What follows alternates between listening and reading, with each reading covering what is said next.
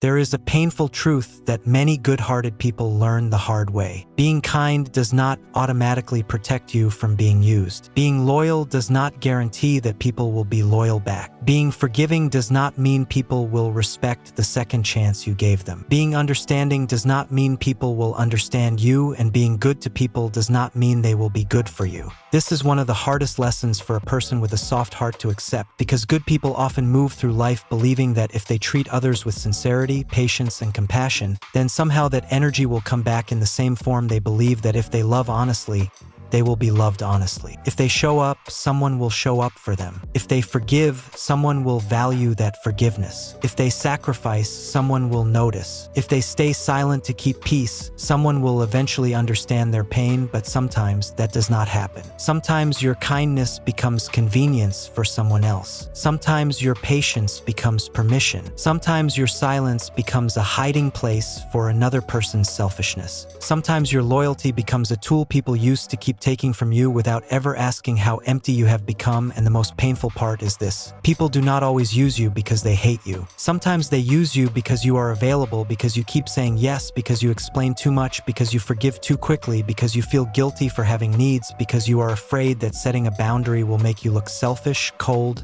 rude, or difficult. So you keep giving, you keep adjusting, you keep shrinking, you keep making excuses for behavior that keeps hurting you. You keep telling yourself, maybe they did not mean it. Maybe they are going through something. Maybe I am expecting too much. Maybe I should be more patient. Maybe if I explain one more time, they will finally understand. But at some point, you have to ask yourself a serious question. How many times does someone have to hurt you before you stop calling it a misunderstanding? How many times does someone have to ignore your needs before you stop calling it an accident? How many times does someone have to take advantage of your goodness before you stop pretending they do not know what they are doing? This does not mean you become bitter. It does not mean you become cruel. It does not mean you stop being kind. It means you stop offering your kindness without wisdom, because kindness without boundaries can become self-abandonment, and forgiveness without change can become a cycle, and loyalty without discernment can become a prison. This message is for the person who has always tried to be good, the person who gives people the benefit of the doubt. Even when the doubt is destroying them, the person who apologizes just to end tension, the person who over-explains because they desperately want to be understood, the person who forgives people who never truly apologize, the person who checks on everyone but quietly wonders why no one checks on them, the person who has been called too sensitive for reacting to repeated disrespect, the person who has felt guilty for being tired, the person who has confused being needed with being loved, and the person who is finally beginning to realize that being a good person does not mean being endlessly available to people who only value you when you are useful. Let's talk honestly about why good people get used, and more importantly, how to stop allowing it. Good people often get used because they believe love should be proven through sacrifice. Somewhere along the way, many kind people learned that being good means putting themselves last. They learned that love means tolerating discomfort. They learned that being strong means not complaining. They learned that being mature means understanding everyone else, even when no one tries to understand them. Maybe this started in childhood. Maybe you were the child who had to be responsible early, the one who learned to read the room, the one who noticed when someone was upset before anyone said anything, the one who tried to keep peace in the house, the one who did not want to be a burden, the one who learned that your needs created tension, so you started hiding them. Maybe you became the helper, the listener, the emotional support, the dependable one, the one people praised because you were easy. You did not ask for much. You did not complain loudly. You understood. You adjusted. You forgave. You made things easier for everyone else, and at first, that may have felt like love because people needed you, they came to you, they trusted you, they said things like, "You are the only one who understands me. I do not know what I would do without you. You are so kind. You are different. You always know how to make things better," and those words felt meaningful. They made you feel valued. But there is a dangerous difference between being valued and being depended on. There is a difference between being loved and being used as emotional shelter. There is a difference between someone appreciating your heart and someone depending on your inability to say no. Many good people do not notice the difference until they are exhausted, until they realize they are always the one listening but never being heard, always the one forgiving but never receiving changed behavior, always the one showing up but never being chosen with the same urgency, always the one understanding people's pain but being told they are dramatic when they express their own. That is when the truth begins to hurt, because you start to see that some people did not love your heart, they loved your access, they loved your availability, they loved the fact that you would stay even when they gave you less than you deserved, they loved that you would feel guilty before you felt angry, they loved that you would question yourself before you questioned them, they loved that you would explain your pain in a soft voice,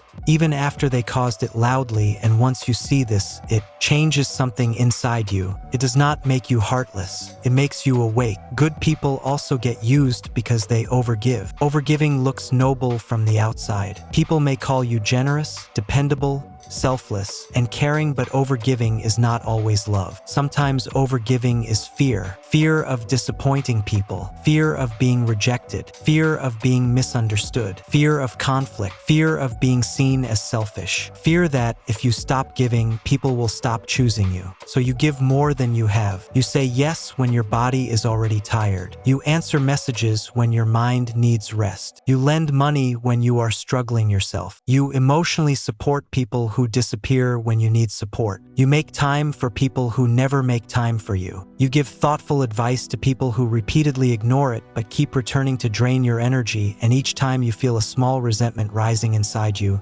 you push it down. You tell yourself, this is just who I am. I have a big heart. I do not want to become like them. I know what it feels like to be alone, so I do not want anyone else to feel that way. That is beautiful, but there is something you need to understand. You can care about people without carrying them. You can love people without losing yourself. You can be generous without becoming someone else's emergency supply. You can be compassionate without becoming emotionally available to everyone at all times. Overgiving becomes dangerous when it is no longer a choice but a pattern. When you no longer ask, do I have the capacity for this? When you no longer pause and check your own needs. When you feel responsible for people's feelings, decisions, reactions, and consequences. When someone's disappointment feels like your failure. When someone's anger makes you immediately abandon your own boundary. That is not kindness anymore. That is emotional survival, and many people who overgive do not realize they are trying to earn safety. They are trying to make sure no one leaves. No one gets angry. No one calls them selfish. No one sees them as bad, but the cost is high, because every time you give from guilt instead of truth, a part of you becomes tired. Every time you say yes while silently wishing you could say no, resentment grows. Every time you choose peace outside while betraying peace inside, your spirit becomes heavier, and eventually, you do not feel kind anymore. You feel empty. You feel unseen. You feel used. You feel angry, but you also feel guilty for being angry. That is the emotional trap good people fall into. They are hurt because they gave too much, but they blame themselves for feeling hurt. They think, maybe I should not expect anything. But that is not the lesson. The lesson is not to become someone who gives nothing. The lesson is to stop giving in places where your giving is not honored. Good people get used because they over-explain. They believe that if they can just find the right words, people will finally understand. So they explain their feelings, then explain the explanation, then soften the explanation, then apologize for explaining. They write long messages, they replay conversations, they search for the perfect sentence that will make the other person finally say, I understand. I am sorry. I did not realize how much I hurt you, and sometimes communication is necessary. Healthy people need honest communication, but not everyone misunderstands you. Some people understand exactly what you mean. They simply do not want to be accountable. That is why over-explaining becomes exhausting. You are trying to offer clarity to someone who benefits from confusion. You are trying to create peace with someone who uses chaos to avoid responsibility. You are trying to prove your pain to someone who is committed to minimizing it. You are trying to convince someone to care about the impact of their actions when they are only interested in defending their intention. There comes a point when explaining becomes self-abandonment, because you are standing in front of someone with your heart open, asking them to recognize a wound they keep touching, and instead of stepping back, they ask you why you are so sensitive. Instead of apologizing, they debate your tone. Instead of changing, they accuse you of making them feel guilty. Instead of listening, they turn the conversation around until you are the one apologizing. This is how emotional manipulation often works. It does not always look dramatic. Sometimes it looks like a person saying, I guess I am just a terrible person then. Now suddenly you are comforting them. Sometimes it looks like you always take things the wrong way. Now suddenly you are questioning your perception. Sometimes it looks like, after everything I have done for you, this is how you treat me? Now suddenly, your boundary becomes betrayal. Sometimes it looks like silence, withdrawal, or coldness until you panic and take back what you said. Now suddenly, their discomfort has become more important than your truth. Good people are especially vulnerable to this because they care about being fair, they do not want to hurt people, they do not want to misjudge people, they do not want to be cruel. So manipulators learn quickly that if they can make a good person feel guilty, they can regain control. This is why you must stop proving your goodness to people who benefit from your silence. A person who respects you does not need you to bleed emotionally before they take your pain seriously. A person who loves you does not require a courtroom-level defense for every boundary. A person who values you will not punish you for communicating honestly, and a person who is committed to misunderstanding you will not be changed by a longer explanation. Sometimes the most powerful sentence is not a paragraph. It is simply, "This does not work for me anymore," or "I am not available for this," or "I have explained this before,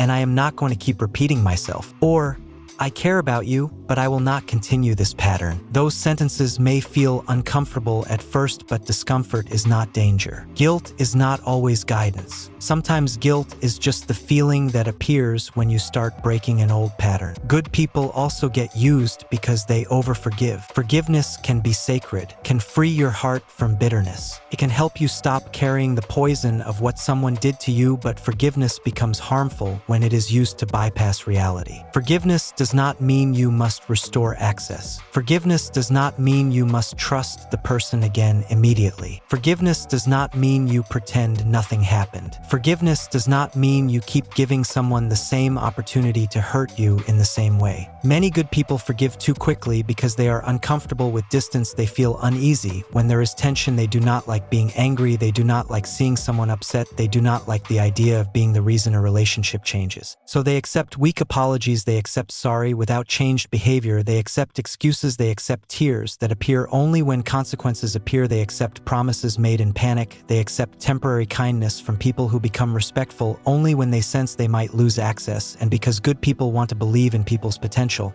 they focus on the person's good moments. They remember when that friend was there for them once. They remember when that family member was kind. They remember when that partner cried and said they would change. They remember when the coworker praised them. They remember the apology. They remember the history. And those memories make it harder to admit the pattern, but patterns matter more than promises. Consistency matters more than emotional speeches.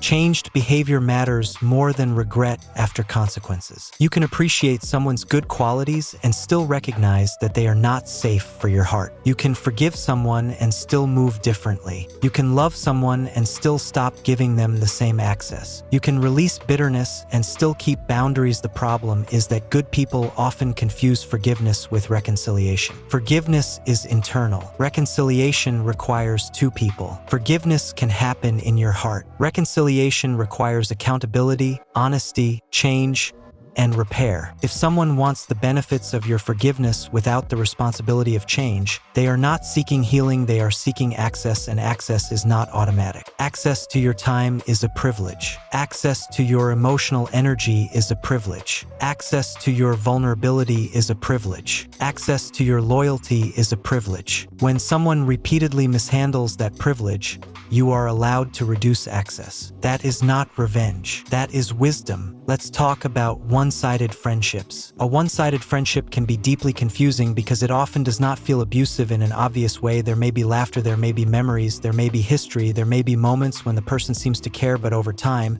you notice a pattern. They call when they need advice, they text when they are upset, they come to you when their relationship falls apart, when work becomes stressful, when they need validation, when they need comfort, when they need someone to listen, and you show. You listen carefully. You remember details. You ask follow-up questions. You encourage them. You make space. You give emotional energy, but when you need the same support, they are busy, they respond late, they change the subject, they send a short reply, they disappear, they make a joke, they say, "That's crazy," and then return to their own problems. First, you excuse it. You think they are just going through a lot. But then you realize they are always going through a lot. When you need them, they always have capacity to receive from you, but rarely capacity to pour back. They like your emotional availability, but they do not practice emotional reciprocity, and this hurts because friendship should not feel like unpaid emotional labor. You should not have to beg someone to care. You should not have to perform crisis for your pain to be taken seriously. You should not have to become visibly broken before someone notices you are not okay. A healthy friendship has mutuality. Not perfect equality. Every single day there will be seasons when one person needs more support than the other. That is normal, but over time, there should be balance, there should be care moving in both directions, there should be curiosity, presence, effort, and respect. If you are always the therapist, always the rescuer, always the listener, always the one who adjusts, then you are not in a friendship. You are in a role, and roles are hard to break because people benefit from you staying in character the moment you stop playing the role. They may say you have changed, they may say you are distant, they may say you are not as caring as before, but sometimes when people say you changed, what they mean is, you stopped letting me use you the same way, and you need to be strong enough to let them be uncomfortable with the new version of you, the version that no longer answers every crisis immediately. The version that says, I do not have the emotional capacity for this conversation tonight. The version that says, I also need support, and I notice this friendship usually centers around your problems. The version that stops chasing people who only remember you when life becomes heavy. The version that chooses mutual relationships over familiar exhaustion. Let's talk about family guilt. Family can be one of the hardest places to set boundaries because the emotional language is deep. People may not say, let me use you. They say, after everything we have done for you, they say, family comes first, they say, you have changed, they say, you are becoming selfish, they say, we never expected this from you, they say, what will people say? They say, you owe us, and because you love them, those words hit a sensitive place. You start questioning yourself. You wonder if you are being ungrateful. You wonder if your boundary is disrespect. You wonder if your need for peace makes you a bad son, daughter, sibling, parent, or relative. This is where many good people stay trapped. Not because they do not know they are being drained, but because guilt has been attached to love. They have been taught that love means unlimited access, that respect means obedience, that being good means sacrificing your peace for the comfort of others, that saying no is betrayal. But family does not give people the right to emotionally exploit you. Blood connection does not cancel boundaries. History does not justify control. Sacrifice does not create ownership. You can honor your family and still have limits. You can love your parents and still make independent decisions. You can care for relatives and still refuse to be manipulated. You can be respectful and still say no. You can be grateful and still protect your mental peace. A lot of family guilt works by making you responsible for how others feel. If they are upset, you must fix it. If they are disappointed, you must change your decision. If they are angry, you must soften your boundary. If they are embarrassed, you must carry the burden. But emotional adulthood means understanding that other people's feelings are real, but they are not always your responsibility to solve. Someone can be disappointed and your boundary can still be valid. Someone can be upset and your decision can still be healthy. Someone can misunderstand you and your peace can still matter. Someone can call you selfish and you can still be choosing survival. This is difficult because good people often want to be seen as good by everyone, but that desire can become a cage because the moment you need everyone to see your goodness, you become vulnerable to anyone who threatens your image. A manipulative person only has to say, a good person would not do this, and suddenly you start betraying yourself to prove them wrong. So here is a truth you may need to sit with. You do not need to prove you are good to people who only call you good when you are compliant. You do not need to prove you love to people who define love as control. You do not need to prove you are respectful to people who confuse respect with obedience. You do not need to prove you are loyal to people who use loyalty to silence you. Your character is not measured by how much mistreatment you can tolerate. Your goodness is not measured by how easily people can access you. Your love is not measured by how much of yourself you are willing to lose. Let's talk about emotional manipulation. Emotional manipulation often works best on people with empathy. Why? Because empathetic people naturally consider other perspectives. They ask, how does this person feel? What are they going through?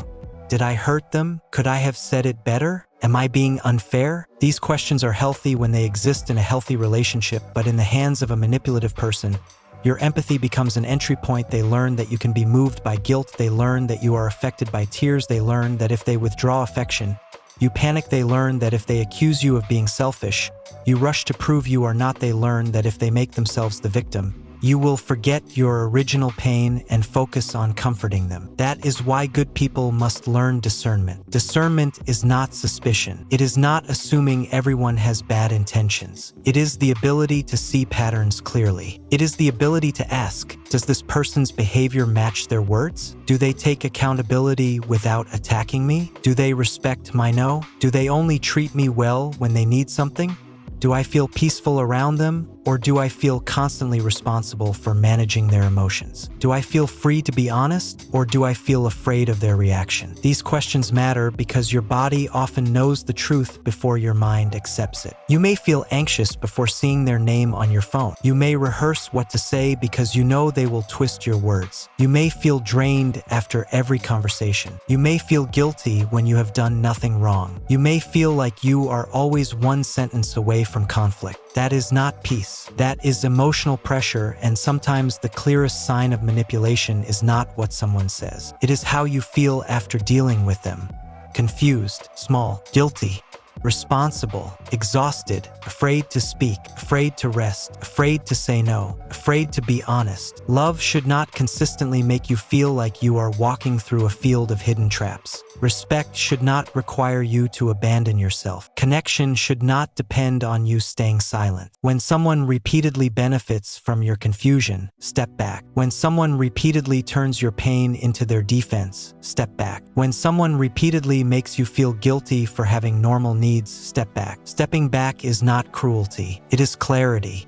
Let's talk about workplace pressure. Good people often get used at work because they are reliable, they care about doing things well, they do not want to disappoint the team, they take pride in their responsibilities, they are willing to help, they are often the first to volunteer and the last to complain, and at first, this can build trust, but in unhealthy workplaces, reliability can quickly become exploitation. You become the person everyone asks because they know you will say yes. You become the person who stays late, the person who fixes mistakes, the person who covers shifts, the person who takes extra tasks without extra recognition, the person who responds after hours, the person who carries emotional pressure from managers, coworkers, or clients, and because you are good at handling pressure, people assume you are fine. They do not ask if you are overloaded. They do not notice your burnout. They just keep adding more. This is especially difficult for people who tie their worth to productivity. They feel valuable. When they are useful, they feel safe. When they are needed, they feel guilty. When they rest, but work will take as much as you allow it to take. Not always because people are evil. Sometimes systems reward the people who do not protest. Sometimes managers lean on the most dependable employee because it is convenient. Sometimes coworkers step back because they know you will step forward, and if you never draw a line,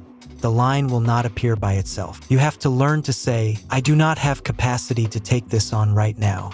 I can complete this by Friday, but not today. That is outside my current workload. I can help with this task, but I will need another priority moved. I am not available after work hours. I want to support the team, but I cannot continue taking on extra work without a clear plan. These sentences may feel uncomfortable, especially if you are used to being the person who makes everything easier, but professional boundaries are not laziness, they are sustainability.